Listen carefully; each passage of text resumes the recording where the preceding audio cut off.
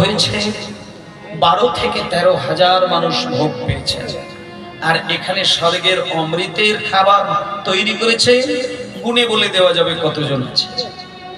এর কারণটা কি জানেন তো?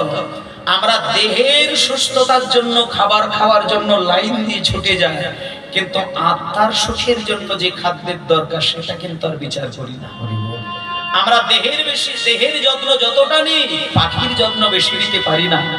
কিন্তু একটা আদর্শ মানুষ যদি তোমাকে হতে হয়, সাধনাকে যদি পরিষ্কার রাখতে হয়, তাহলে তোমাকে দুটো জিনিসের উপরে প্রচন্ড যত্নশীল হতে হবে। এক হচ্ছে খাঁচা, আর এক হচ্ছে তার ভেতরে থাকা পাখি।